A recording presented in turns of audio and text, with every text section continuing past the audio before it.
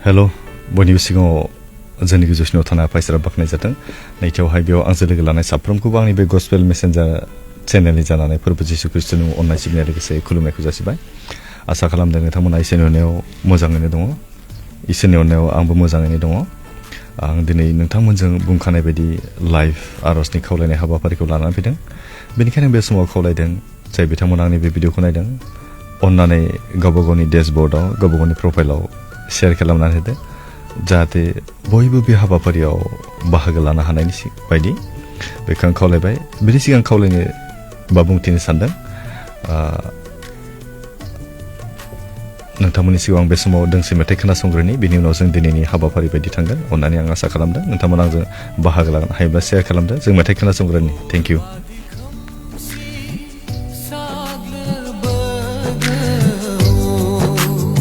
अन्नानै साउन्डखौ जुदि मोजां खोनायाखैब्ला आंनो कमेन्ट खालामना खोन्थाहरदो आं बेखौ खावलायबाय थेंक इउ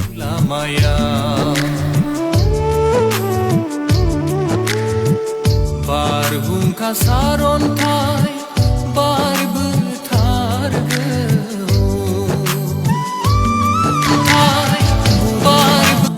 मानसिनि जिउ लामाया दाबो मानो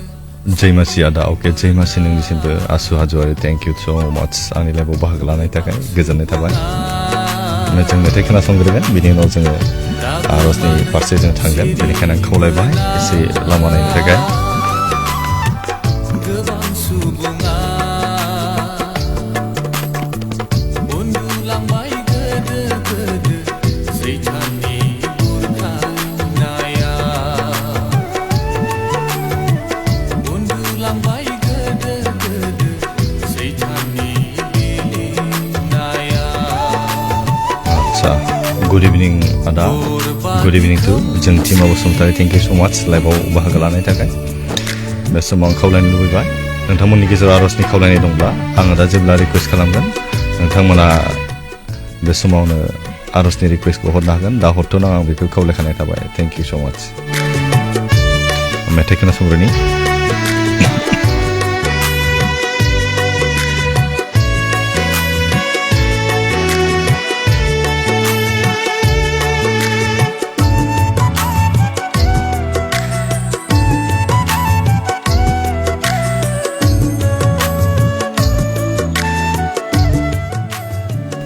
प्रतुल दैमारि फैबाय ने लाइक औ फैबाय आदा थेंक इउ स' माच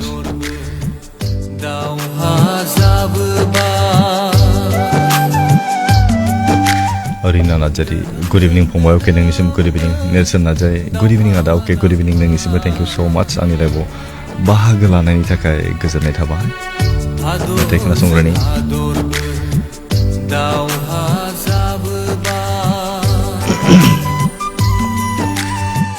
धोरोमजों धोरोमबो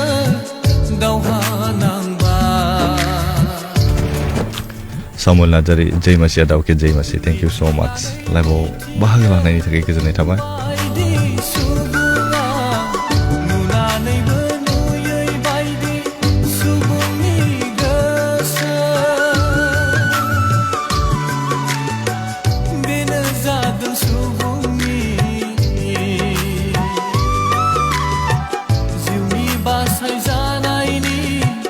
आसा खालामदों साउन्डखौ मोजाङैनो खोनादोंनो होननानै ना अन्नानै खोनायाब्लाथाय आंनो खोन्थाबानो जाबाय thank you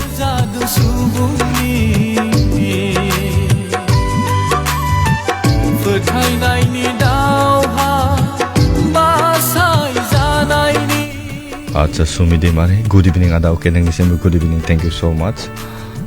मिथिसा Daimary good evening brother अके नोंनिसिमबो गुड इभिनिं गोजोननाय थाबाय लाइभआव बाहागो लानायनि थाखाय सनिया बसुमतारी हाय आदा गुड इभिनिं अके नोंनिसिमबो गुड इभिनिं थेंक इउ लाइभआव फैनायनि थाखाय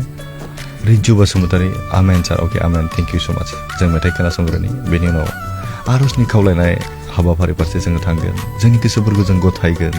जोंनि दुखुफोरखौ जों इसोरनो मिथिहोगोन जोंनि गाबनांनायफोरखौ जोङो मिथिहोगोन इसोरनो आरो इसोरनिफ्राय जों अननायखौ लागोन फार्स्ट टाइम जइन जाबाय आदा दिनै अके थेंक इउ स' माच फारदिना नार्जारि गोजोननाय थाबाय आंनि लाइफआव बाहागो लानायनि थाखाय थेंक इउ स' माच थेंक इउ मानसिनि जिउआ बेसेन गैला संसारा आच्छा सबिराम बर' इसोरा नोंनि हाबा मावनायाव अरायबो लोगोसे थाथों आदा अके थेंक इउ सो माच इसोरा बाख्नाय जाथोंसै थेंक इउ मानसिनि जिउआ बेसेन गैला संसारा थैनि बेसेनाबो ओंथि गैलिया नाथाय दङ थरथिंसे थैनि हिसाब नाथाय दङ थरथिंसे थैनि बिसाब इसोरनि आखायाव मोजां गाज्रि मावनायनि बिसार दङ आच्छा अके रसिका नार्जारी दिनै फार्स्ट टाइम जइन जाबाय आदा अके थेंक इउ सो माच लोगोसे बरायनाय थाबाय आंनि लाइभआव फैनायनि थाखाय गोजोन्थों बिब्रह्म हाय आगे अके hello' Ranjali Swargiary hello' good evening अके नोंनिसिमबो गुड इभिनिं थेंक इउ लाइभआव फैनायनि थाखाय बरसा दैमारि गोजोननाय थाबाय आदा अके थेंक इउ सो माच नोंनिसिमबो आंनि गोजोननाय जासिबाय बे समावहाय जोङो बे मेथाइ जोबनायनि उनाव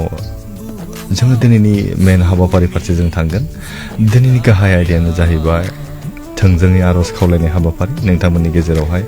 आर'जनि खावलायनाय बिसयफोर पइन्ट्सफोर दंब्ला नोंथांमोना आंनो दाहाय दैथायहरनो हागोन जों लोगोसे आर'ज खालामगोन आरो इसोरनि गेदेर महिमाखौ जों दिनै नुनो मोनगोन बेनि थाखाय जों इसोरखौ हामबाय होनि आं दहाय बुंनाया इनस बसुमतारी मानसिया एसे सिरियास आरो अके थेंक इउ सो माच आदा प्रफुल दैमारि अन्नानै दाहाय कमेन्ट खालाम आंनो दा आर'जनि खावलायनायखौ दा हरथ'नाङा दै थेंक इउ सो माच रुनिदि बसु गुड इभिनिं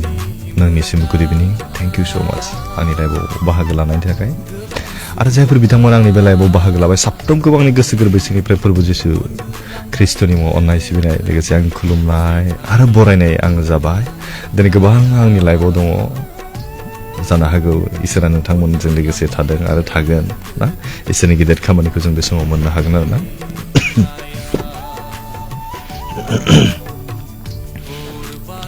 आच्छा आर'जनि पइन्टसिम थांनायनि सिगां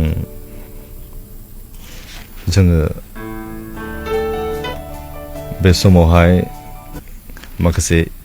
इसोरनि गाहाम बाथ्राखौ जोङो सोलोंनि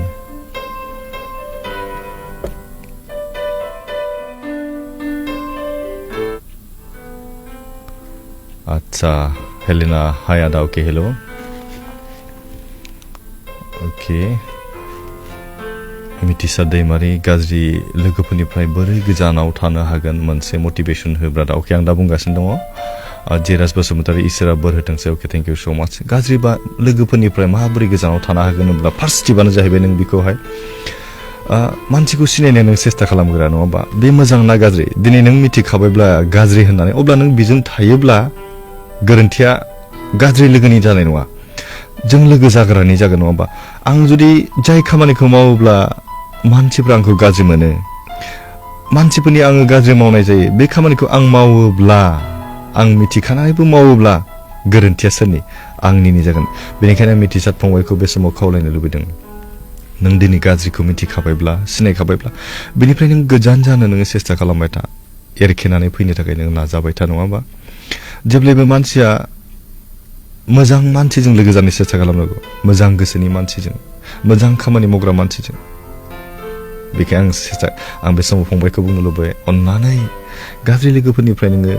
खमायबाय था दिनै लिंदों दिनै थांनाङा गाबोन लिंदों गाबोन थांनाङा खमायलांबाय था जेब्ला बियो नोंखौ लोगो मोननाय नङा लोंनायाव जानायाव नोंखौ लिंबाबो मोननाय नङा अब्लाना बियो मोनसे समाव नोंखौ लिंनाय नङा थेंक इउ स' माच थेंक इउ अब्लानो नों गोजान जानो हागोन जेराज बसुमतारी इसोरा बोर होथोंसै अके थेंक इउ स' माच पदश्री गुड इभिनिं अके good evening two Jerry Basumatary hi आदा अके हेल' प्रबिना दैमारि गुड इभिनिं अके गुड इभिनिं बे समाव आं इसोरनि गाहाम बाथ्रा गुसुङै सावरायगोन बेनि उनाव जों आर'जनि पइन्ट लागोन बेनिखायनो आङो कमेन्टखौ सोरनोबा थालाङोब्ला बेनि थाखाय आं निमाहा बिनाय थाबाय नोंथांमोना गाज्रि मोननो नाङा बेखौहाय बे समाव आं मोननै इसोरनि गाहाम बाथ्रा आं बुंनो लुबैदों बे समावहाय द लाभ अफ गड इसोरनि अननायखौ जों बे समावहाय दिनै सोलोङो जों गोबां दुखुआव थाब्लाबो गोबां जिंगासिनायाव थाब्लाबो इसोरा जोंखौ माब्लाबाबो नागारानो जोंखौ बियो अनबाय थायो बियो जोंखौ माब्लाबाबो नागारा बियो जोंखौ अनबाय थायो अननानै कमेन्टखौ आं फरायख'नो हानाय नङा दे बेखौ आं बे समाव निमाहा बिनाय थायो अनसु नार्जारि हाय ब्रादार अके हेल' कृष्णा नार्जारि गुड इभिनिं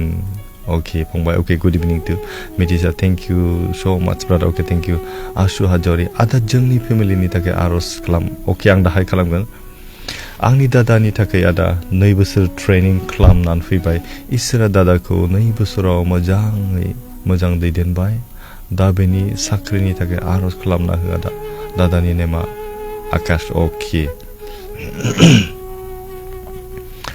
गुड इभिनिं दादा अके गुड इभिनिं सांगि गरि अके अन्नानै आर'जनि खावलायनायखौ दा हरथ'ना आं बे समाव खावलायनाय थाबाय आं कमेन्टखौ दा फरायगोन आं इसोरनि गाहाम बाथ्रा गुसुं आं बुंग्रोनो लुबैदों बे समावहाय इसोरा दिनै जोंखौ अनो मानोना इसोरा दिनै मानसिखौ बयनिख्रुइ साबसिन सोरजिदों नामा गावनि बुहुमाव थानाय गासैखौबो बियो गावनि खुगानि रावजों गावनि जबानजों बियो सोरजिदों गावनि फंसे हुकुमजों बियो सोरजिदों नाथाय मानसिखौ बेबायदि खालामाखै अनसिननायखाय बियो गावनि आखाइजोंहाय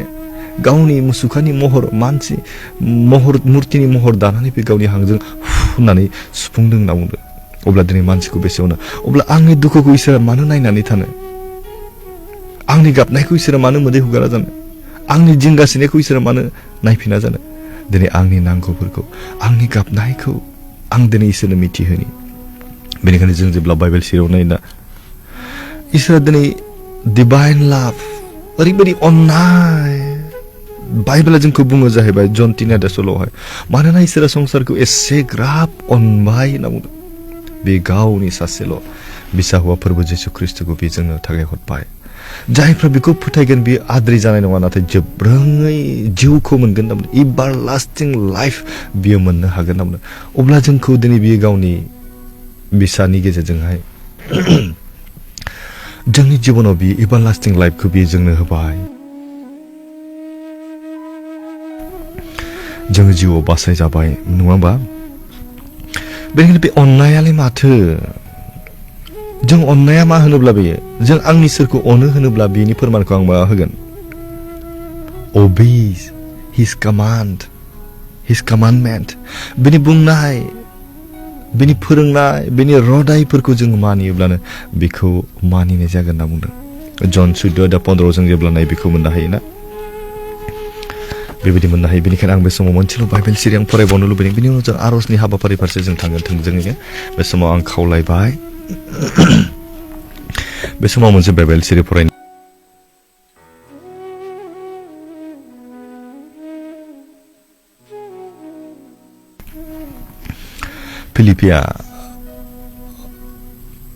फिलिपि सेबालाबनि 20 चेप्टार 1 भार्स 29 आव बेबायदि बुंदों फोथायनायजोंल' नङा सैनायजोंबो ख्रिस्टखौ दाव खालामनो नोंसोर खाबु होजाबाय होनना बुंदों जोंखौ दिनै जिउआव दुखुखौ मानो होदों दुखुनि गेजेरजोंबो इसोरखौ दाव खालामनो हायो खायसे होनना बुंदों जोङो फोथायनायजोंल' इसोरखौ दाव खालामनो हाया इसोरखौ अननो हाया नाथाय जोंनि जिउआव जेब्ला दुखु फैगोन नैबे दुखुनि गेजेरजोंबो जोङो इसोरखौ अननो हायो होनना बुंदों बेनिखायनो आंनि जिउआव दिनै दुखु फैदोंब्ला आङो रंजानि मानोना आं बिसोरखौ गाबज्रिनो आङो खाबु मोनदों नङाब्लाथ' आं इसोरखौ नायफिना नङाब्लाथ' आं इसोरनि बुंनायखौ आं मानिया दिनै आं बाध्य जादों आं इसोरनियाव फैनो गोनां जादों मानोना आं गाबनांदों आङो जिंगासिनांदों आंहा बुहुमाव जेब्ला रावनिबो अननाय मोना जायो राहा गैया जायो माखौ मावनो माखौ दोननो आन्दायो लोगो नागिरनानै मोना जायो बे समाव जोङो इसोरखौ नागिरो जोबनायाव जोंनि आसाया जोंनि बरसाया बे इसोरनियावनो थायो नङा होमबा बेनिखायनो जोंबो दिनै आसा लानानै बरसा लानानै इसोरनियाव फैदों जोंनि दुखुखौ जों मिथिहोनो बे समावहाय ना आं कमेन्ट फरायगोननि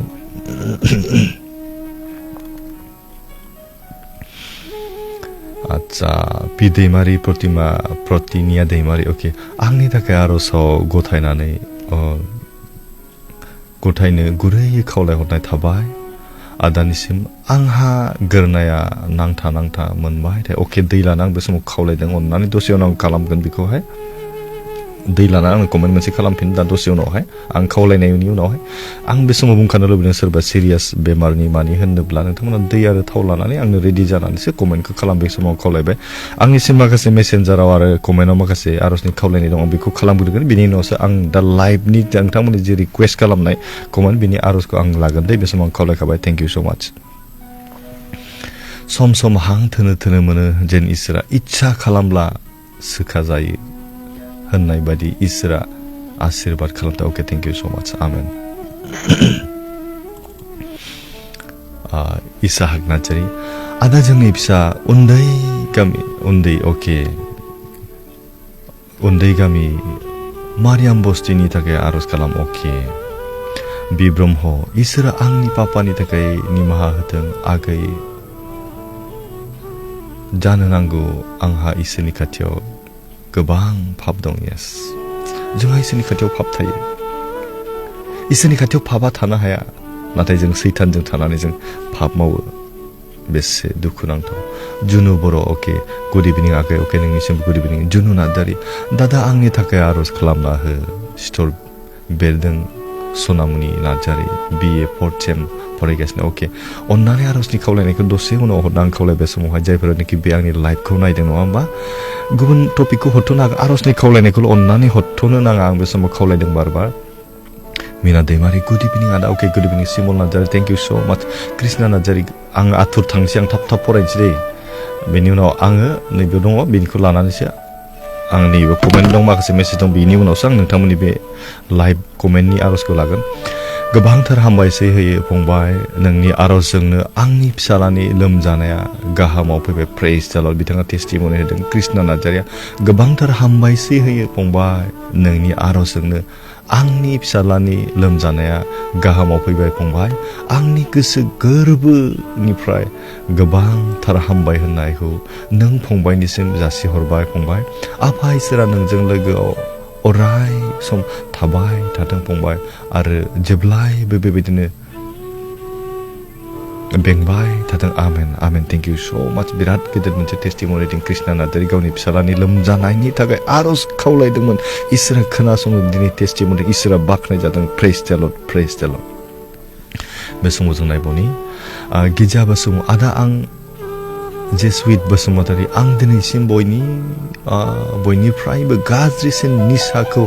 गारनो हायाखै आदा आंनो आर'ज बिना हो आदा अननानै अके आं दा खालामगोन कमनिका मुसाहारि praise the lord amen praise the lord Monika Basumatary hi good इभिनिं दादा दिनैसो लाइभ बाहागो लानो हाबाय दादा मारै दं दादा खबरा अके खबरा मोजाङैनो दङ इसोरनि अननायाव मनिका बसुमतारी नोंहा मा खबर थेंक इउ आरो आंनि लाइभआव बाहागो लानायनि थाखाय अन्नानै इसोरनियाव आर'ज खालामदो इसोरा नोंनि गेजेरजों सोखा जानायखौ मोनो दा बियो फेल'राव दं आरो मालती दैमारिया आथिं सानाय जादों अके पुतुल दैमारि आं नामखौ बावबाय अन्नानै दसे उनाव कमेन्ट खालामफै सांगिगुरि आच्छा दादा नोंखौ थेंक इउ होयो आं दहाय लोमजानाया मोजां मोनबाय मर्निंआव आर'ज खावलायनायाव आरोबाव अन्नानै आर'ज खालामबा अके दहाय मोनसे आर'ज खावलायनाय हरदोंमोन बिनानावा कमेन्टआव ना मेसेजाव हरदोंमोनथाय सांगिगुरि बिथाङा सोखा जानायखौ मोनदों इसोरा बाख्नाय जादों थेंक इउ स' माच खोदोमस्रि दैमारि आदा आंहा उदै सादों सम सम साबाय थायो आंनि थाखाय आर'ज खालामदों अके अन्नानै दै लाना आं खावलायदों बे समावहाय खोदोमस्रिखौहाय दसे उनाव आर'ज खालामगोन कमेन्ट खालामबाथाय अब्ला बे समाव आं दोनथ'नि आंनियाव माखासे मेसेन्जाराव आङो आर'जनि खावलायनाय फैदों बेखौ आं आर'ज खालामग्रोगोन बिनि उनावसो आङो लाइभआव फैनाय नोंथांमोननि कमेन्टनि आर'जखौ आं लानो हागोन बे समाव आंनि माहाबिनाय थाबाय बिनि थाखाय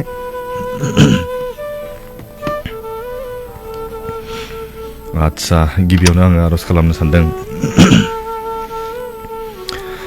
निकलास बिथांनि फंबायनि थाखाय निकलास बसुमतारी फैगौ एप्रिल 6 डेटआव आसाम पुलिसनि एग्जाम दं अन्नानै आर'जआव लाफादो आदा जेन' मोजाङै पास जानाय बायदि अके थेंक इउ स' माच निकलासनि थाखाय जों आर'ज खालामनाय बे समावहाय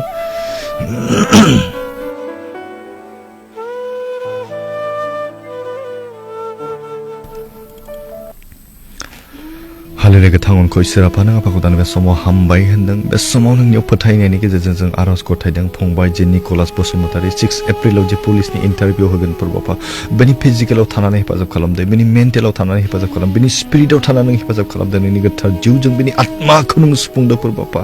जाय इन्टारभिउखौ बियो बाहागो लागोन बियो मोजां उथ्रिसारनो हागोन प्रभु खारनो हानाय बारनो हानाय बोलोखौ बिनि फिजिकेलि स्ट्रं खालामनानै होदो प्रभु बिनि आत्माखौ नों गोख्रों खालामदो प्रभु बिनि मेलेमफोरखौ साननो हानाय गोहोफोरखौ होदो जेखौ लिरगोन मोजां उथ्रिसारनो हागोन जि फैगोन प्रभु मोजां सानखांनानै उथ्रिसारनो हागोन जों नोंनियावनो गथायदों जों नोंखौनो हामबायनो प्रभु बियो नोंखौ सायख' होनो हागोन जों फोथायदों नोंनि गेदेर अननाय आशीर्बाद आरो बोरखौ बिजों जेब्लायबो नों थानो होदो हामबायनाय जों बे गुसुं आरज सासल बासारा ख्रीष्ट प्रभु जिसुनि मुङै बिबाय आमेन गोजोन्थों थेंक इउ स' माच निकोलास फंबायनिसिम गोजोननाय थाबाय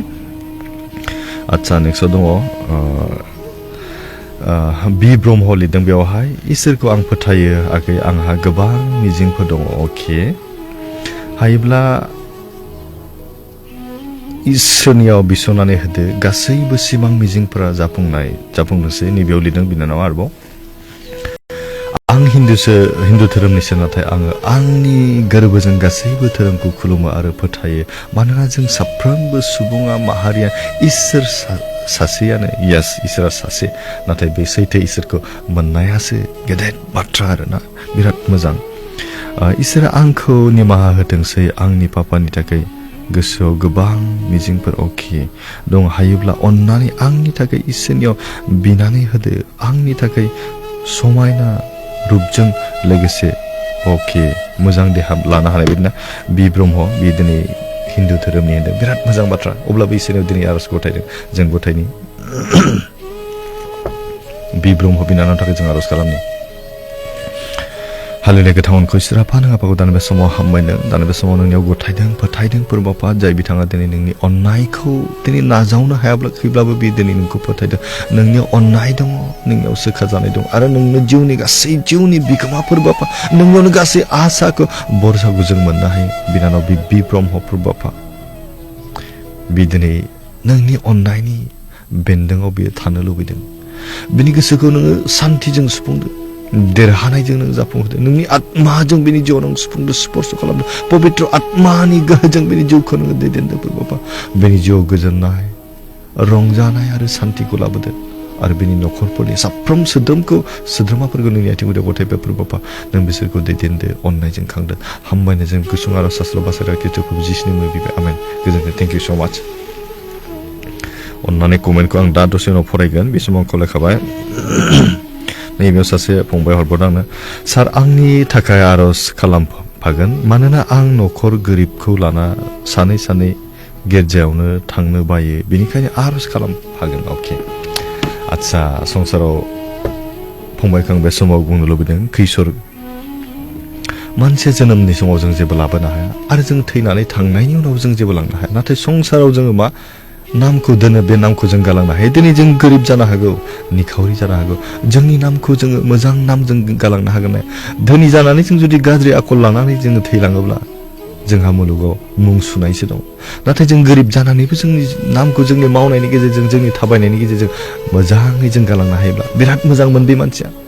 बिराद अनोमोन बे मानसिया गैया जानो हागौ बिराद डिसिप्लिनाव थायोमोन बे मानसिया बेबायदि बुंजानायखौ नोङो दिनै हास्थायदो फंबायनि थाखाय आं आरज खालामगोन खैसर हालेलुया गोथावनखौ इसोरा नों आफाखौ दानि बे समाव हामबायदों बे फंबायखौ इसोर बे दिनै गावनि संसाराव दुखिया जानायखाय बे दिनै जिंगासिदों फोरबाफा नोंनि गिर्जायाव हाबनो लाजियो होननानै बुंदों बिनि आत्माखौ नोंनि अननायजों नों सुफुंदो बिनि जिउआव नों गोजोननायखौ होदो बुजिनो हानाय गोहोखौ बिनि सायाव होदो नोंनि अननाय आशीर्बाद आरो बोरनि गेजेरजों बेखौ नों दैदेनदो बिनि जिउआव मावनो लानाय थांखिफोरखौ नों गासैखौबो जाफुंहोदो फोरबाफा थांनानै थानो मोनसे राहानि लामाखौ नों बिनि जिउआव नों खेंनानै होदो फोरबाफा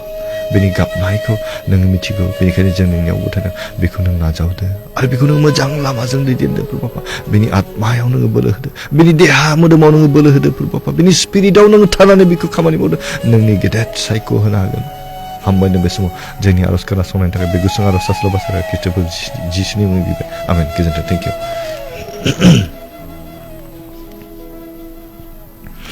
इउ सबिराम धेमाजि डिस्ट्रिक्टनिफ्राय हरदों फंबाया प्रेयार रिकुवेस्ट नाम सबिराम बर' प्रब्लेम अहेब सानाय गेस दुरबल देहा प्लिज दे दा मोनाबिलिनि समाव आरज आव लाफा आदा अके थेंक इउ स' माच अन्नानै बेबायदिब्लाथाय लाइभआव थानानै दै थाव लायोब्ला बिराद मोजां जायो आरो इसोरा होमबाना थोंजोङै खामानि मावनायखौ मोननो हायोना दा लाइभआव दंना गैया सबिराम दं नामा गैया बायदि मोनदों आंना सबिरामनि थाखाय जों आरज खालामो बे समावहाय अहेब सानाय होनना बुंदों नङा होमबा अहेब सानाय गेस बे समाव जों आरज खालामनि हालेलुया गोथांखौ इसोराफा बे समाव नोंखौ हामबाय होनबावदों जि सबिराम बर' फोरबो आफा जि धेमाजि डिस्ट्रिक्टनिफ्राय फंबाय दिनै नोंनियाव आरज गथायदों फोरबो आफा जे बिनि अहेब सानाय आरो गेस गासैखौबो नों आफाया मिथिगौ बेनि जिउनि सैनांनाय मोदोम हिसाबै बिनि गाबनांनायखौ नों आफाया मिथिगौ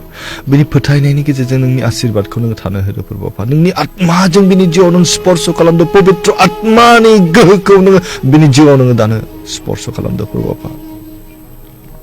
नोंनि गोथार आगदा आखाइजों बेनि गासै अखुस्थ देहानि अंगफोराव नों टाच खालामदो फोरबो आफा दानो बिनि जिउनि गोजोननायखौ होदो फोरबो आफा जायखि बेरामजों बियो भुगिनाङाथों मानो फोरबो आफा नोंनि अननायजों बेखौहाय बासायदो फोरबो आफा जिउनि गोजोननायजों लोगोसे मोदोमनि गोजोननायखौ नों बेनो होदो बिनि आत्मायाव नों खोथा बुंदो बिनि गासै देहा सोलेराव नों स्पर्श खालामदो हामबाय नों बे समाव जोंनि आरज खोनासंनायनि थाखाय बे गुसुं आरज सास्त्र बासारा ख्रीष्ट प्रभु जिसुनि मुङै बिबाय आमेन गोजोन्थों थेंक इउ सो माच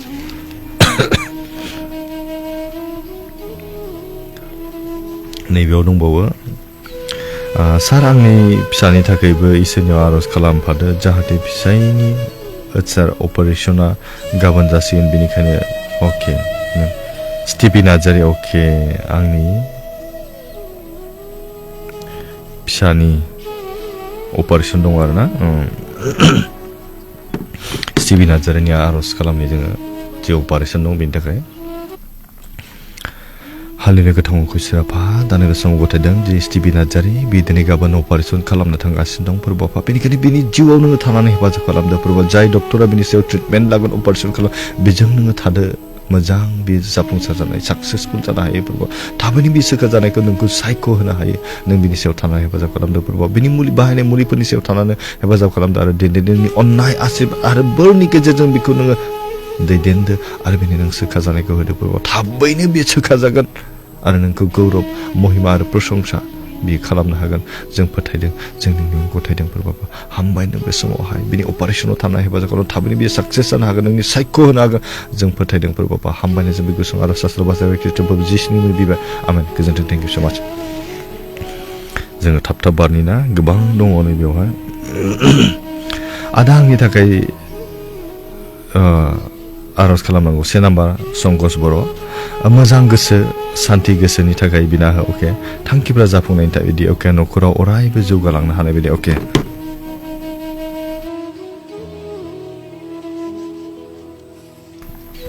संकस बर'नि थाखाय आरज खालामनि बे आरज पइन्ट हरदों मोजां गोसो सान्ति गोसो बिनि थाखाय थांखिफ्रा जाफुंनायनि थाखाय आरो न'खराव अरायबो दावगालांनो हानाय दे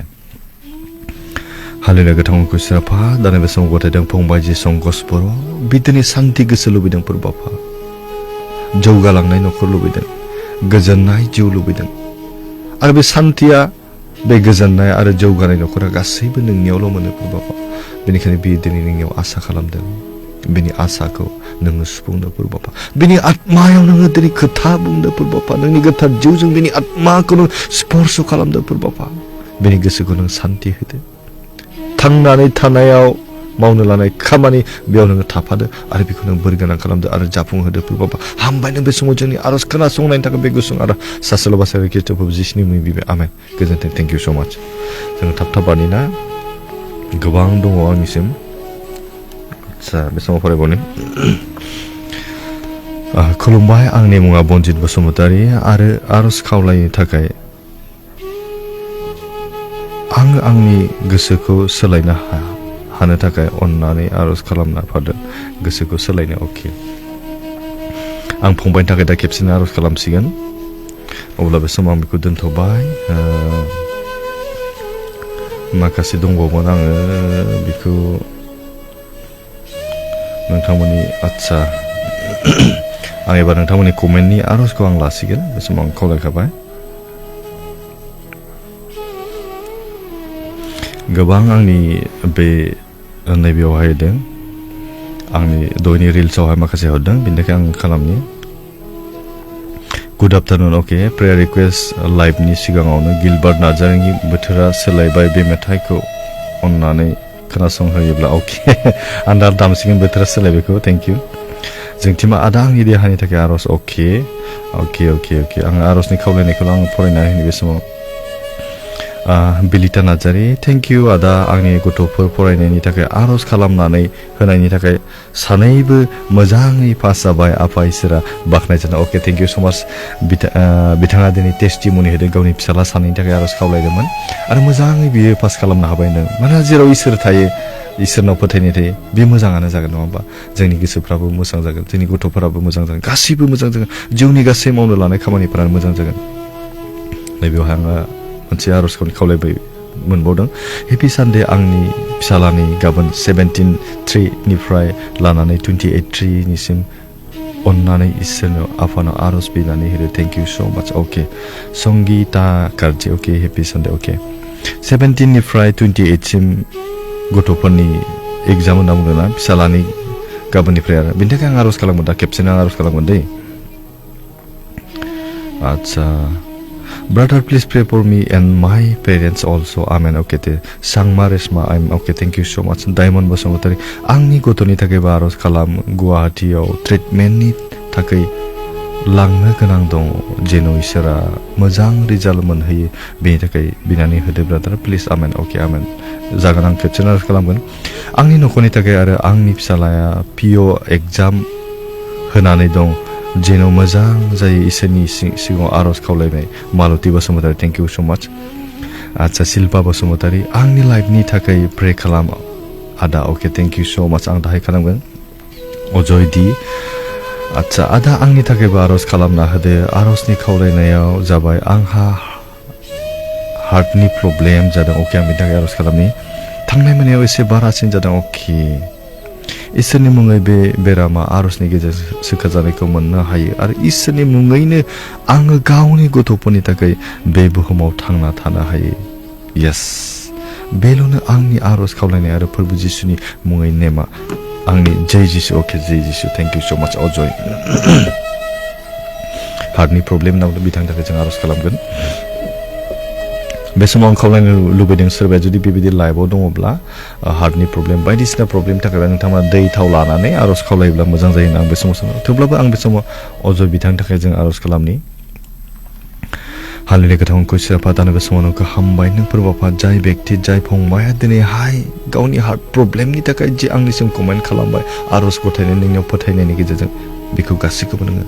गैया खालामदो प्रभु बेनि जिउआव जानाय गासै अखुस्थ बेरामफोरखौ नोंनि गोथार जिउनि गेजेरजों नों स्पर्श खालामदो आरो बेनि जिउनिफ्राय नोङो दानो गोजान खालामदो प्रभु बेनि गासै जिउनि सैनांनाय बेनि देहानि प्रब्लेम गासैखौ नों प्रभु जिसु ख्रिस्ट'नि मुङाव नों दानो गोजान खालामदो प्रभु बेनि जिउआव नों गोजोननायखौ होदो मोदोमनि सोखा जानायखौ होदो नोंनियाव जि फोथायनाय आसा आरो बरसा लानानै फैदों नों बेखौ जाफुंहोदो प्रभु हामबाय नों बे समावहाय आरो बेनि गावनि गथ' गथायफोरखौ मोखां नायनो बियो लुबैदों गोबाव सम थांनानै थानो लुबैदों प्रभु बेनिखायनो बेसेबां समसिम बियो थांनानै थागोन नोंनि सिगाङाव नोंखौ गिग्रा जानानै जिउखौ दैदेनलांनो हानाय बोरखौ होदो आरो गावनि गथ' गथायफोरखौ नायनानै मोजां गियान होनानै फोरोंलांनो फेदेरलांनो हानाय गियानखौ होदो प्रभु हामबाय नों बे समाव जोंनि आर'ज खोनासंनायनि थाखाय बे गुसुं आर'ज जास्लाब बासोरा ख्रिस्ट'फोर जिसुनि मुङै बिबाय आमेन गोजोनथों थेंक इउ स' माच आच्छा ईशान ईश्वरी ओके आंनि बिहि जयन्ती ईश्वरी अपारेशन खालामजानानै गरम मोनबाय थायो आरो आंनि थाखाय रोदा रोदा साबाय थायो बेखायनो अन्नानै ओके ईशान नार्जारी जयन्ती ईश्वरीनि थाखाय आर'ज खालामनि हालेलुया गोथांखौ सिराफा दानो बे समाव गथायदों जे जयन्ती ईश्वरी दिनै अपारेशननि उनावबो बे दिनैहाय गरम मोनो होनना बुंदों प्रभु बिनि गासै देहायाव नांगौ जानाय गोहो आरो सक्तिफोरखौ नोंनि गोथार जिउनि गेजेरजों नों सुफुंदो आरो स्पर्श खालामदो प्रभु नोंनि गोथार आत्माजों बेनि जिउआव नों सुफुंदो आरो दानो बेनिफ्राय जि सैनांनाय जि देहानि सैसो नांनाय जि गरम मोननाय गासैखौबो नोङो गोजान खालामदो प्रभु नोंनि गोथार आगदा आखाइजों बेनि गासै सैनांनाय अंगफोराव नों टाच खालामदो प्रभु आरो बेनिफ्राय नोङो दानो गोजान खालामदो मोदोम हिसाबै बे दानो गोजोननायखौ मोनगोन आत्मायावबो बे दिनैहाय गोजोननायखौ मोनगोन जों फोथायदों प्रभु हामबाय नों बे समाव जोंनि आर'जखौ खोनासंबाय आरो नोंनि गेदेर खामानि बेनि जिउआव नोङो मावनायनि थाखाय हामबाय नों गोथार जिउखौ नोंनि जोंनि थाखाय बाहायनायनि थाखाय हामबाय नों जों गुसुं आर'ज सास्लाबासो ख्रिस्ट'फोर जिसुनि मुङै बिबाय आमेन गोजोनथों थेंक इउ स' माच थेंक इउ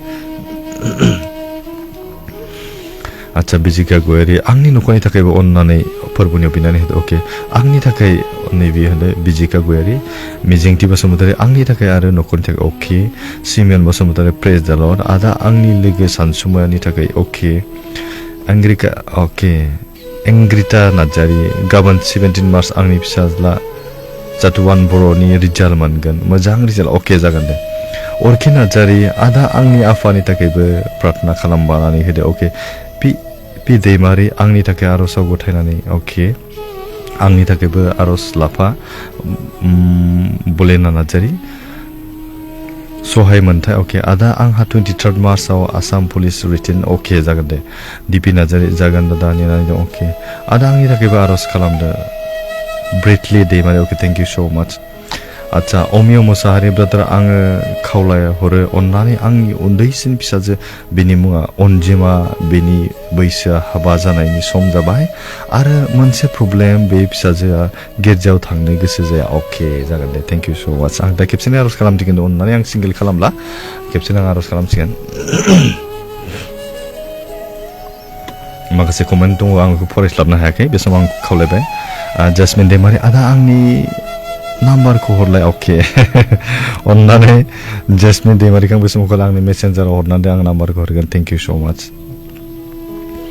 अब्ला आंनाव जायफ्रा कमेन्ट खालामबाय आर'जनि खावलायबाय आं खेबसेनो आर'ज खालामगोन इसोरा गासैखौबो मिथिगौ आं फरायजोबनो हायाब्लाबो आं बेखौ निमाहा बिनाय थाबाय बे समाव आं कमेन्ट फरायबोग्रानि लक्ष्मी आं खेबसेनो आर'ज खालामसिगोन जय मासि आमेन अके जय मासि फेमिलिनि थाखाय आर'ज खालाम अके थेंक इउ सो माच कृष्णा नार्जारि आरो खावलायबावनाय थाबाय फंबाय आंनि फिसालानि गाबोन लास्ट एग्जाम अके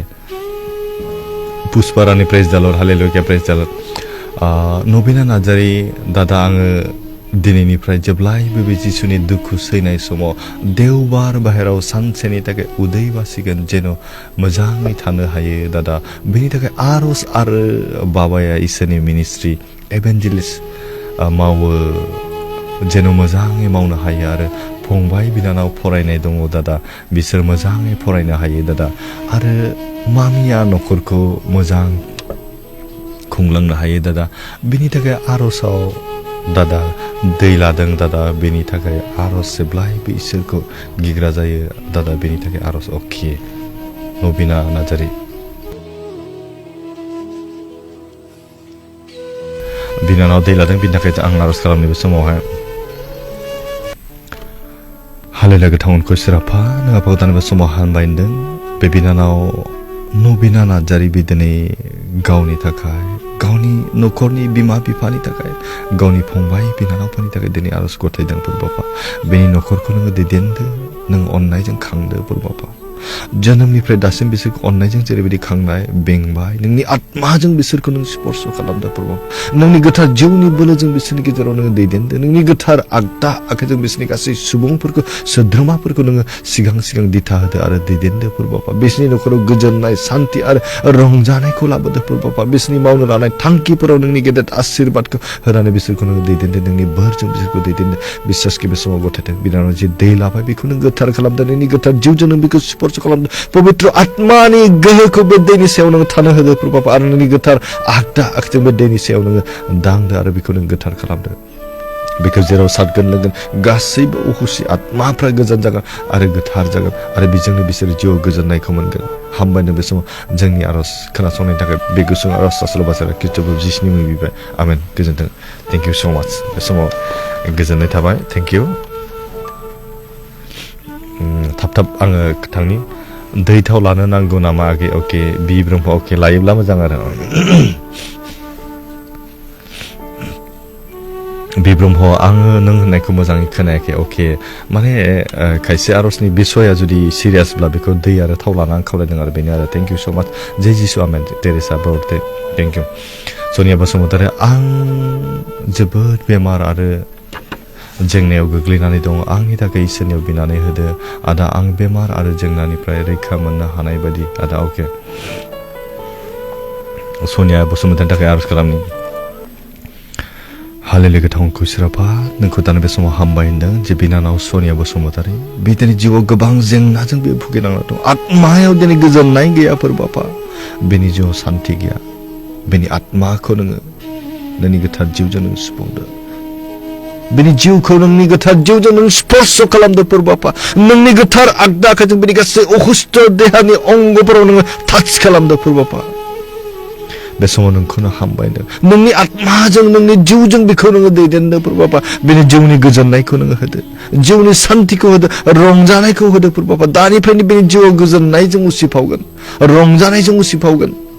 आरो जिउनि मावनो लानाय गासै थांखिफ्रा जाफुंसारगोन आरो बियो जे बेरामजों बियो सैनांनानै दं प्रभु नोंनि गोथार जिउजों नों बेखौ स्पर्श खालामदो प्रभु नोंनि गोथार आगदा आखाइजों बेनि गासै देहानि सैनांनाय अंगफोराव नोङो टाच खालामदो प्रभु हामबायनो बे समाव जोंनि आरज खोनासंनायनि थाखाय बे गुसुं आरज आसल बासारा ख्रिस्ट'फोर जिसुनि मुङै बिबाय आमेन गोजोन्थों थेंक इउ सो माच मनिका दैमारि आदा आंनि थाखाय आरज खालाम हाथाइ मोदोम अके सिङाव सादों अके आं दा खेबसेनो आरज खालामसिगोन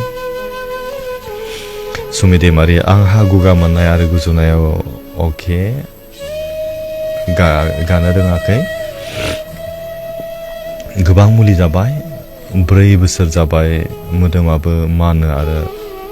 हां लानो खस्थ' जायो अके सुमि अन्नानै बेबायदिब्ला आंनो दै लानानै आरजनि खावलायबा मोजां नेक्स्ट प्रग्रामाव आंजों जुदि लाइभआव फैयोब्ला नोंथांमोना दै आरो थाव लाना आं खावलायदों बे समावहाय अब्ला आं सुमि दैमारिनि थाखाय आं बे समाव आरज खालामनो लुबैदों मोदोमावबो मानो आरो हां लानो खस्थ' मोनो अके बे समाव जोङो सुमिनि थाखाय जों आरज खालामनि हालेलुया गोथां मुंखौ सिराफा बे समाव जोंनियाव गथायदों जि सुमि दैमारि बि दिनै देहानि गोबां सैनांनायजों भुगिनांनानै दं बेनिखायनो बिनि सैनांनाय देहाखौ जों नोंनि आथिं मुथायाव गथायदों प्रभु नों बेखौ नाजावदो बेनि जिउखौ नोङो सोलायहोदो बेनि देहाखौ नोङो गुस्लायहोदो प्रभु बेनि गाबनांनाय गोसोफोरखौ नोङो हुगारनानै रंजानाय गोसो होदो प्रभु बेनि सैनांनाय देहाफोरखौ नोङो बामनानै बेनो गोजोननाय देहाखौ होदो प्रभु बेनि गासै दुखुफोरखौ जों नोंनियाव गथायदों बेनि सोलाय नों बेनो रंजानायखौ होदो प्रभु बेनि आत्मायाव नोंनि गोथार जिउजों नों स्पर्श खालामदो बेनि जिउआव नोंनि गोथार जिउखौ लोगोसे थानो होदो प्रभु बेनि गासै सैनांनाय देहानि बेरामफोरखौ नोंनि गोथार जिउजों नोङो स्पर्श खालामदो आरो नोंनि गोथार आगदा आखाइजों बेनि सैनांनाय देहानि अंगफोराव दांनानै नोङो बेखौ सोखादो प्रभु हामबायनो बे समाव जोंनि आरज खोनासंनायनि थाखाय बे गुसुं आरज आसल बासारा ख्रिस्ट'फोर जिसुनि मुङै बिबाय आमेन गोजोन्थों थेंक इउ सो माच आच्छा गोजोननाय थाबाय बे समावहाय बे समाव अनसु ब्रादार आंनि फेमिलिनि थाखाय आरज खालामबावदो आरो आं राहा लामा मोनाखै बेनि थाखाय अके आं खेबसेनो खालामसिगोन आं सिरियासखौ नायनि आदा आं दाख्लिसो गिदिरथार एक्सिडेन्ट जादोंमोन इसोरनि अननायाव देहाखौ मोजाङै सोखाजाथोंसै आरो गोबां प्रब्लेमाव गोग्लैना दङ जाहाथे इसोरा गासैखौबो सल्भ खालामथोंसै आरो आंनि पापफोरखौ इसोरा क्षमा खालामथोंसै अके सामुएल नार्जारिनि थाखाय बे समाव आरज खालामनि हालेलुया गोथां मुंखौ सिराफा दानि बे समाव नोंखौ हामबाय होनदों जे फंबाय सामुएल नार्जारि बे दिनैहाय नोंनियाव स्वीकार खालामदों नोंनियाव गोसो फाफिनदों रिपेन्टेन्ट खालामदों प्रभु गावनि गोसोखौ गावनि मावनाय गोरोन्थिफोरखौ नों बेखौ नाजावदो आरो बे जे एक्सिडेन्ट जानानै थांबाय बेनि देहाया थाबैनो सोखाजानायखौ मोनगोन नोंनि गोथार आत्माजों बेनि जिउआव नोङो खामानि मावदो नोंनि गोथार जिउजों बेनि देहाखौ नोङो स्पर्श खालामदो प्रभु बेनि सैनांनाय अंगफोराव नोंनि गोथार आगदा आखाइजों बेखौ स्पर्श खालामदो आरो सोखाजानायखौ होदो प्रभु बेनि जिउनि गोजोननायखौ होदो बेनि जिउनि रंजानायखौ होदो बेनि जिउनि थांखिफोरखौ जाफुंनायाव बेनि हास्थायनाय बायदि नों बेखौ दैदेनदो प्रभु हामबायनो बे समाव जोंनि आरज खोनासंनायनि थाखाय बे गुसुं आरज आसल बासारा ख्रिस्ट'फोर जिसुनि मुङै बिबाय आमेन गोजोन्थों थेंक इउ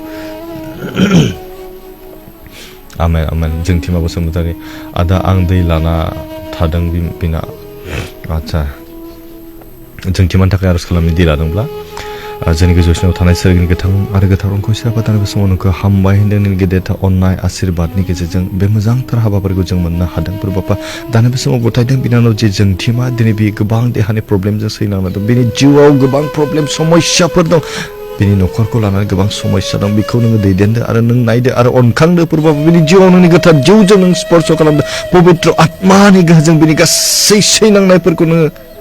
नाजावदो आरो नों स्पर्श खालामदो आरो बिनि गासै सैनांनायफोरखौ नों गोजान खालामदो आरो बे जे दै लाबाय बेखौ नों गोथार खालामदो प्रभुपा नोंनि गोथार आगदा आखाइजों बे दैयाव नोङो दांदो आरो बे दैखौ जेराव बाहायगोन बे गासैबो हुस्थ जागोन प्रभुपा नोंनि गोथार जिउजों नों बे दैखौ स्पर्श खालामदो गोथार आत्माजों बे दैयाव नोङो स्पर्श खालामदो प्रभुपा नोंनि गिदिर महिमा बे दैनि गेजेरजों नुजाथिगोन जों फोथायनानै हामबायनायजों गुसुं आरो सास्रा बासारा खृष्टफोर जिसुनि बिबिबाय आमेन गोजोनथों थेंक इउ स माच आच्छा आंनि थाखायबो आदा आर'जआव गथायनानै खावलायहरनाय थाबाय आदानिसिम आंहा गोरनायाव नांथा अके नाथाय जों इसोरा इच्छा अके बिदैमारिनि थाखाय जों आर'ज खालामनि समावहाय नांथा मोनोना प्रितिना दैमारिना हालेले गोथांखौ सोराफा दानबो सौनोखौ हामबायदों जे प्रितिना दैमारि बिदिनो गावनि देहानि सैनांनायनि थाखाय नोंनियाव गथायदों प्रभुपा जे गोदोनायाव नांथा मोनो बेनि गासै बे मोननाय अखुस्थ देहाखौ नोंनियाव गथायदों प्रभुपा बिनि गारमाखौ नोङो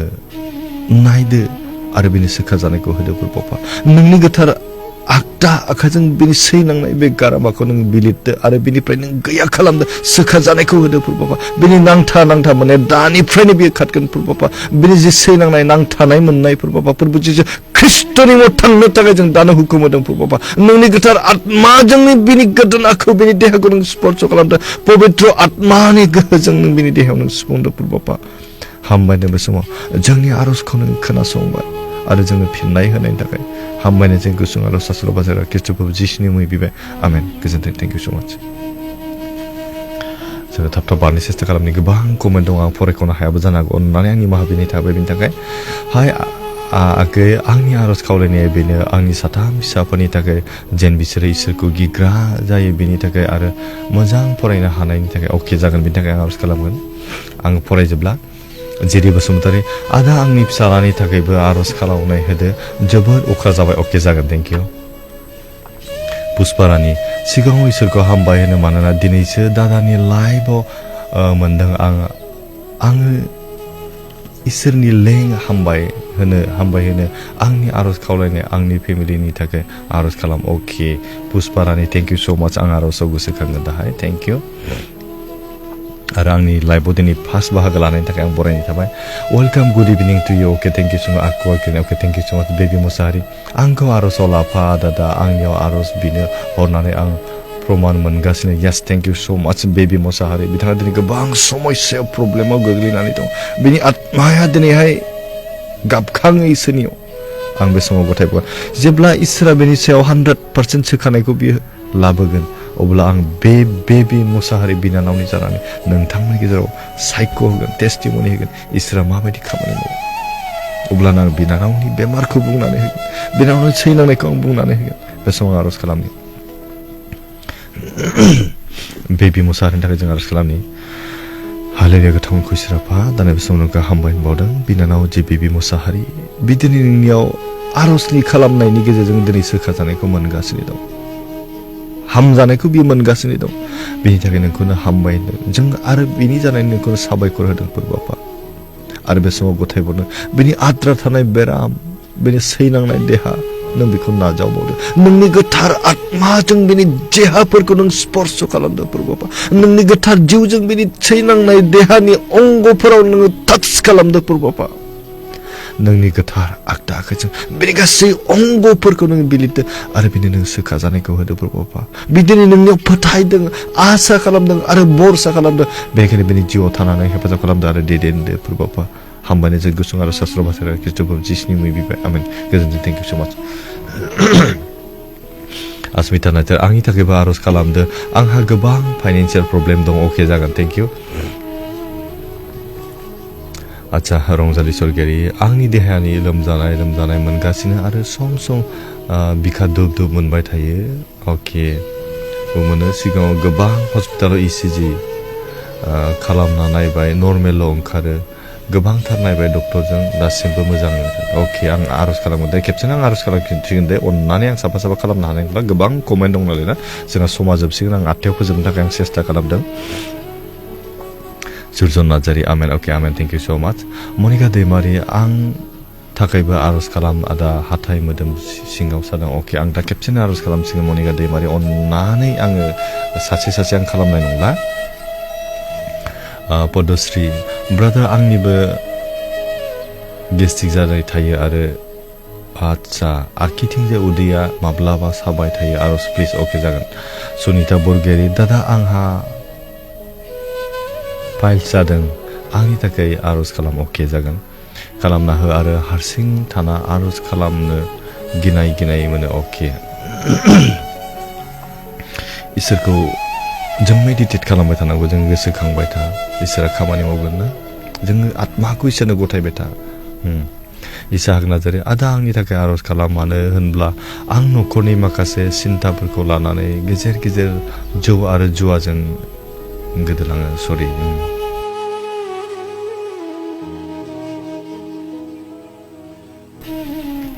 अब्ला आं इसाहाक नार्जारि फंबायखौ बे समाव बेखौनो बुंनो लुबैदों जों दिनै जौ आरो जुवाया जोंनि देहानि थाखाय जोंनि न'खरनि थाखाय जोंनि थांनानै थानायाव बियो खहा खालामो होनना मिथिखायो अब्ला मिथिखानानैबो जों दिनै मानो बेखौ खामानि मावो नङा होमबा बेनिखायनो फंबायखौ आं बे समाव खावलायगोन अननानै बेनिफ्राय गोजानाव थानो सेस्था खालाम मोजां लोगोजों लोगो जा जाय नोंखौ मोजां साजेसन होनो हायो मोजां गाइड होनो हायो मोजां अननायनि रावजों नोंखौ लिंनो हायो बेबायदि मानसिजों लोगो जा थेंक इउ स' माच आं दा आरज खालामगोन सबिराम बर'आ आदा बाइबेल फरायनाय गोसोआव लानो हानाय न'खरनि आरो गोजौआव देहा लाखिनो इसोरनाव आरज खालाम अके सबिराम जागोन आच्छा बि ब्रह्म रोजा साबायखर बावहरनाय नोंनिसिम आगै आंनि थाखाय इसोरनियाव बिसनानै होनायनि थाखाय अके थेंक इउ स' माच आच्छा प्रतुल दैमारि लाइभआव थानो हाथ'ला अननानै इनुसनि थाखाय आरज खावलायो मानो होनबा मानसिया सिरियास फेलर दं अके बे समाव सासे आदा आंनो आरज खावलायदोंमोन दहायनो आं बावनानै थादों पार्सनेलि मेसेजावबो हरदोंमोन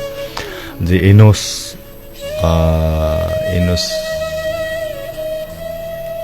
इनस बसुमतारिमोन नामा बिदिनो फेलराव सिरियास प्रब्लेमाव दङ बेनि थाखाय जों आरज खालामगोन इनसनि थाखाय जों आरज खालामनि हालेलुया गोथां अनखौ सिराफा नों आफाखौ दानि बे समाव हामबाय होनदों बे समावहाय जों गथायदों फोरबाफा जि इनस बसुमतारि बे दिनै भेलरावहाय ट्रिटमेन्ट लादों फोरबाफा गोबां सिरियास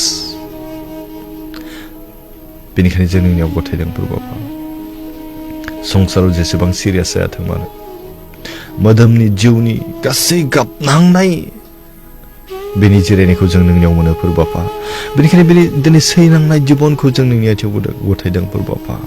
बे जेसेबांखि सिरियास जायाथों मानो नों बेखौ अनखांदो बेनि आत्मायाव नोङो स्पर्श खालामदो नोंनि गोथार जिउखौ नोङो बेनि स्पर्श खालामदो फोरबाफा नोंनि गोथार आगदा आखाइजों बेनि गासै अखुस्थ देहानि अंगफोराव नोङो टाच खालामदो फोरबाफा आरो बेनि सोखा जानायखौ होदो जाय मुलिखौ बाहायगोन जाय डक्टरा नायगोन बेजों लोगोसे थानानै हेफाजाब खालामदो आरो बेखौ दैदेनदो फोरबाफा हामबाय नों बे समाव जोंनि आरज खोनासंनायनि थाखाय बे गुसुं आरज सासल बासायग्रा खृष्टफोर जिसुनि मुं बिबाय आमेन गोजोन्थों थेंक इउ स' माच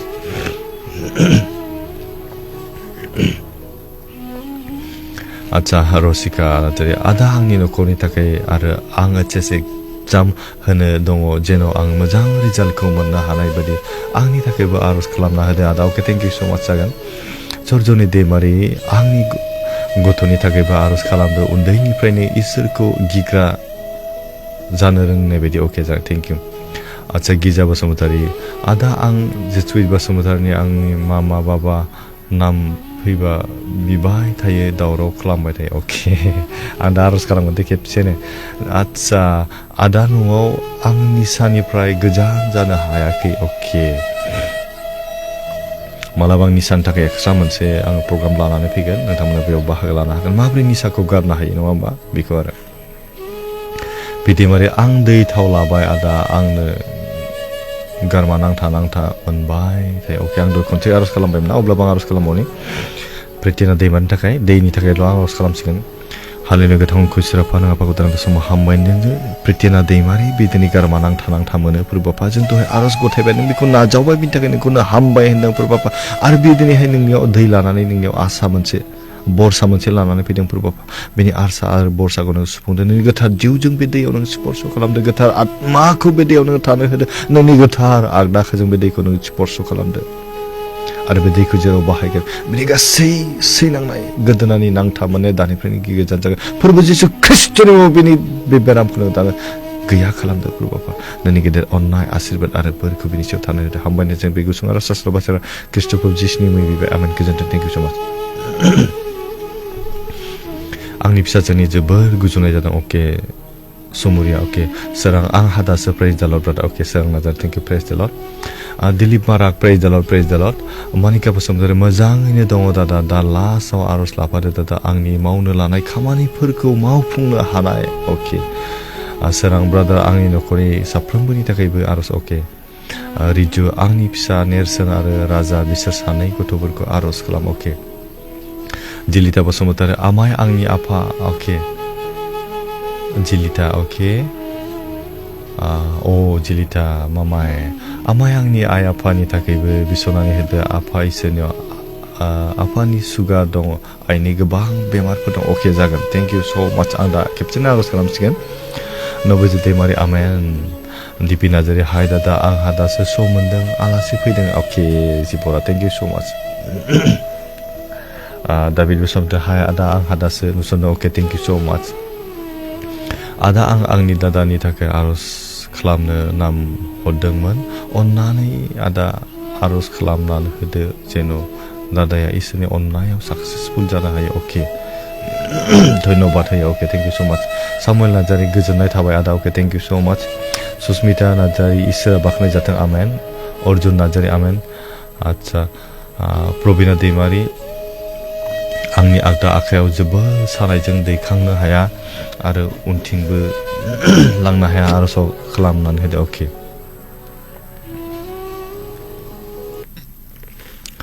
प्रबिनानि थाखाय आर'ज खालामनि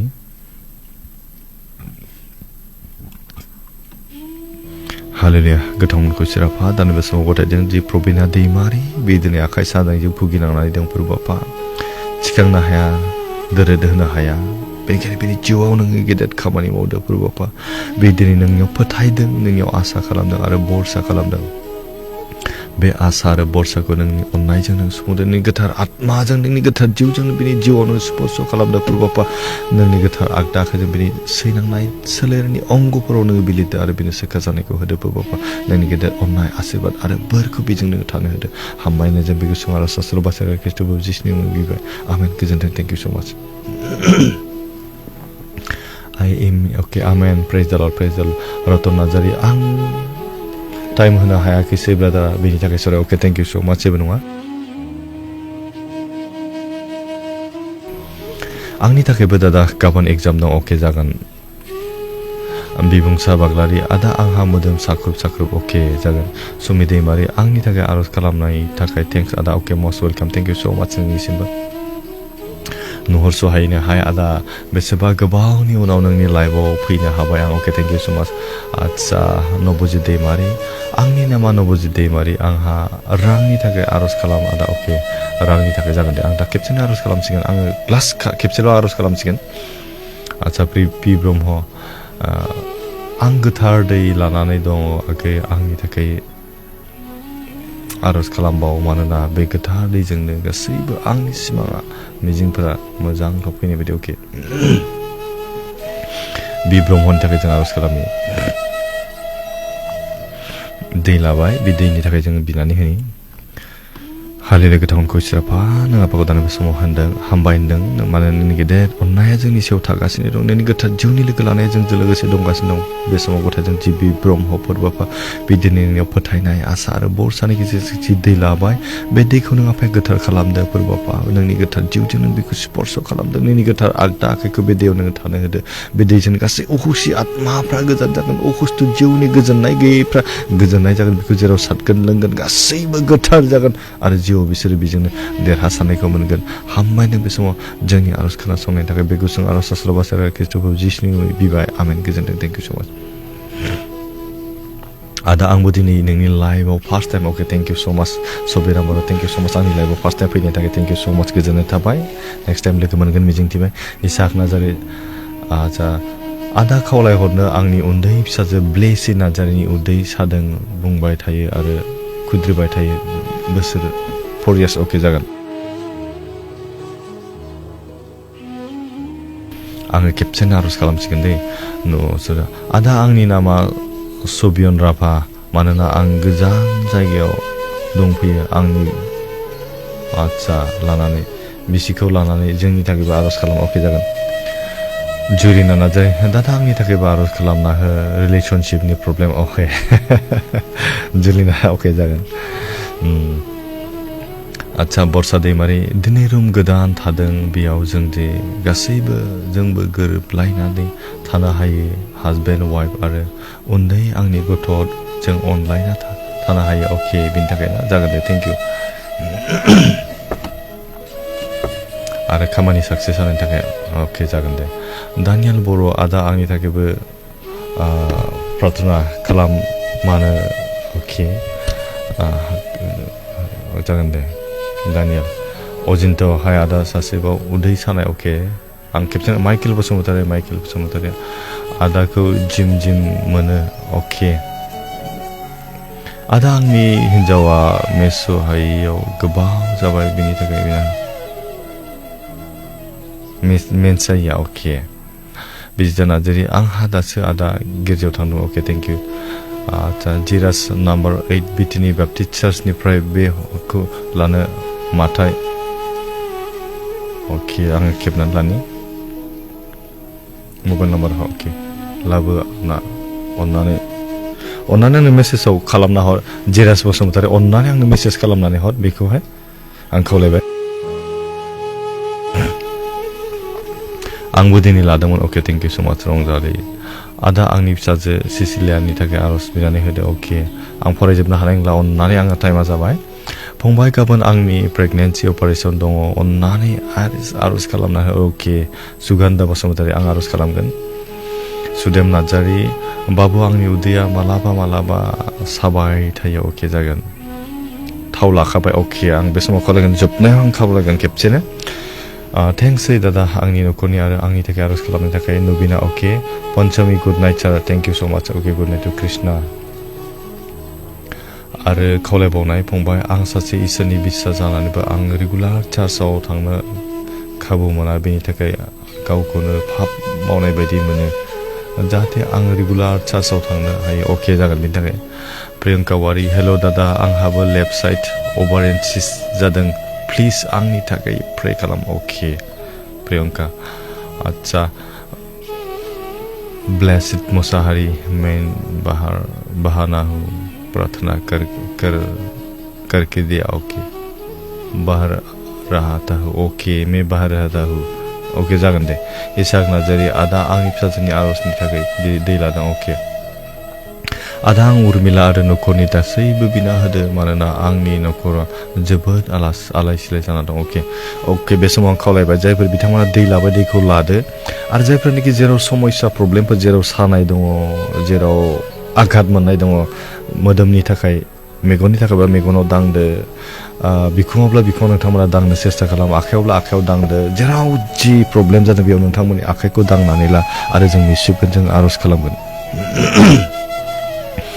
जाय जेखि जेरावखि प्रब्लेम जायाथों मानो नोंथांमोना गावनि आखाइजों बेखौ दांनानै ला आथिं सानायब्ला आथिङाव दांनानै ला सिं सानायब्ला सिङाव दांनानै ला खर'नि बेराम दंबा नोंथाङा खर'आव नोंनि आखाइफोरखौ दांनानै ला इसोरा गेदेर खामानि मावगोन आरो जायफ्रा दै थाव लाबाय बिनि थाखायबो आं आर'ज गथायगोन जायफ्रा फरायनायनि थाखाय आर'ज खावलायबाय बिथांमोननि थाखायबो आं खेबसेनो आर'ज खालामनो आं दिनैनि बे लाइफखौ फोजोबसिगोन बे समावहाय जों आर'ज खालामनो जों बयबो लोगोसे आर'ज खालामनो नोंथांमोना दिनै गोसोआव फोथाय अब्ला इसोरा दिनै गेदेर खामानि मावगोन बे समाव जों आर'ज गथायनि ना हालेलुया गोथांखौ इसोरा फा दानि बे समाव नोंखौ हामबाय होनदों जोंजों लोगोसे थाबाय आरो जोंखौ दैदेनबाय आरो बे समावहाय जों नोंनियाव गथायदों प्रभु फा जायफोर बेक्तिफोरा आंनि मबाइलनि गेजेरावहाय कमेन्ट खालामबाय मेसेज हरबाय फोरबाफा दिनै गोबां जायफ्रानोखि मेसेज खालामबाय कमेन्ट खालामबाय नों आफाया मिथिगौ बिसोरनि गासै समस्या प्रब्लेमफोरखौ फोरबाफा बेनिखायनो बिसोरनि जिउआव नोंनि गोथार आत्माजों नों खामानि मावदो फोरबाफा मानोना नोङो साननो हाग्रा मावनो हाग्रा गोथां आरो गेदेर इसोर फोरबाफा जोंनि गासै दुखु दाहानि बिबानखौ जों नोंनियाव गथायोब्ला नोङो रेजें खालामो बेनिखायनो जोंनि गाबनाय दुखु हांमाखौ जों नोंनियाव लाबोदों नों जोंखौ अनखांदों आरो जोंखौ बासायदो फोरबाफा दानो बे समाव गथायदों जायफोर बेक्तिफोरा दिनैहाय गाव गावनि गथ'फोरनि फरायनायनि थाखाय आर'ज गथायदों गासैखौबो नोंनि आथिं मुदायाव गथायदों प्रभु जायफ्रानोखि कमेन्ट खालामबाय मेसेज हरबाय साफ्रोमनिबो जिउआव नों थानानै हेफाजाब खालामदों जायफोरनि मुंखौ बेयावहाय लिरनानै हरबाय जायफोरनि गथ'फोरनि थाखाय बेयाव आर'ज खावलायबाय फोरबो बापा नों साफ्रोमखौबो दैदेनदों नोंनि गोथार जिउजों नों बिसोरखौ स्पर्श खालामदों गोसोआव लानो हानाय गोहोफोरखौ होदो फरायनो हानाय गोहोफोरखौ होदो फोरबो बापा मोजाङै उथ्रिसारनो हागोन जों फोथायदों फोरबो बापा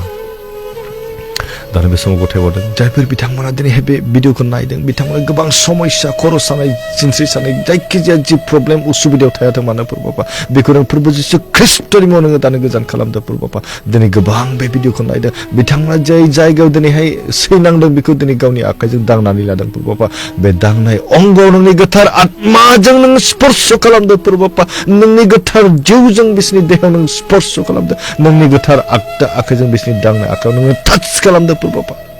टाच खालामदों फोरबो बापा नोंनि गोथार जिउजों बिसोरखौ नों सुफुंदों बिसोरनि जिउआव दानो सोखा जानायखौ होदों फोरबो बापा दानो बे समाव गथायबोदों फोरबो बापा बिसोरो जायफोरानोखि दिनै बे समावहाय दै लाबाय बे दैखौ नों आफाया गोथार खालामदों नोंनि गोथार आगदा आखाइजों नों बेखौ दांदो आरो बेखौ नों गोथार खालामदो नोंनि गोथार आत्माजों बे दैयाव नों स्पर्श खालामदो नोंनि गोथार जिउनि स्पर्श बे दैयाव नों थानो होदो फोरबो बापा बे दिननि गेजेरजों गेदेर नोंनि महिमा नुजाथिगोन जों फोथायदों फोरबो बापा दानो बे समाव गथायदों जायफोर बेक्तिफोरा फोरबो दिनै गोजान जायगायाव फरायनो थाहैदों गोबां गोदान जायगायाव दिनै खामानि मावहैदों बिथांमोननि जिबनाव थानाय हेफाजाब खालामदों फोरबो बापा जायनो जेरैबायदि आर'जनि खावलायबाय जाय जेरैबायदि गोसोआव साननायजों दिनै नोंनियाव फैबाय बिथांमोननि आत्मायाव नोङो खोथा बुंदों नोंनि गोथार जिउजों बिसोरनि जिउखौ नों सुफुंदों फोरबो बापा न'खराव गोजोननाय लाबोदो अनलायनाय लाबोदो जेब्लायबो दावगालांनो हानाय लाबोदो जेब्लायबो नोंखौ सिगाङाव दोननानै गिग्रा मानिग्रा जानानै जिउखौ दैदेननो हानाय बेबायदि बोरखौ होदो फोरबो बापा हामबाय नों बे समाव जोंनि आर'ज खोनासंनायनि थाखाय जायफोरनिखि जेरैबायदि समस्या प्रब्लेमखौ लानानै फैबाय नोंनियाव जों गासैखौबो गथायबाय नों नाजावदो आरो नोङो जिउनि गोजोननायखौ होदो फोरबो बापा हामबाय नों बे समाव जोंनो मोजां समखौ होनायनि थाखाय फोरबो बापा हामबायनो जों बे गुसुं आर'ज आसल बासारा खृष्ट'बो जिसुनि बिबाय आमेन गोजोनथों थेंक इउ सो माच अके हामबायसै अब्ला बे समाव आं दिनैनि बे लाइभखौ बेखिनियाव फोजोबसै आंजों लोगोसे बाहागो लानायनि थाखाय आंजों सापर्ट खालामनायनि थाखाय आंजों लोगो लानाय साफ्रोमखौबो फोरबो जिसु ख्रिस्ट'नि अननाय सिबिनाय लोगोसे आं खुलुमनायखौ जासिबाय आसा खालामदों नेक्स्ट लाइभआवबो नोंथांमोना आंजों बाहागो लागोन बेबायदिनो जोङो दावगालांबाय थानि जोङो खौसेयै आर'ज खालामोब्ला इसोरा बांसिन खोनासंगोन नङा होमबा जोंनि गाबनायखौ जोंनि नांगौफोरखौ जों जेब्ला इसोरनो मिथिहोनाय नङा अब्ला इसोरा दिनै जोंनिखौ मिथिब्लाबो बियो जोंनो होनाय नङा जों इसोरनियाव गाबनांगोन जों इसोरनियाव फैनांगोन जों गुरै गोसो जानानै जेब्ला इसोरनियाव फैगोन इसोरा जोंखौ अनखांगोन होनना बुंदों इसोरा बे गावनि गुसुं रावनि गेजेरजों थानानै जों साफ्रोमखौबो आशीर्बाद खालामदोंसै आं दिनैनि बे लाइभ हाबाफोरखौ बेखिनियाव दोनथ'बाय आरो जायफोर बिथांमोना आंजों जागायनायनिफ्राय जोबजासे बाहागो लाबाय साफ्रोमखौबो आङो गोजोननाय लोगोसे खुलुमनाय जासिबाय थेंक इउ स' माच अके जायफोरा बिथांमोना कमेन्ट खालामबावबाय आमेन बयनिसिम आंनि गोजोननाय हरबाय अननाय थेंक इउ स' माच बाय बाय गुड नाइट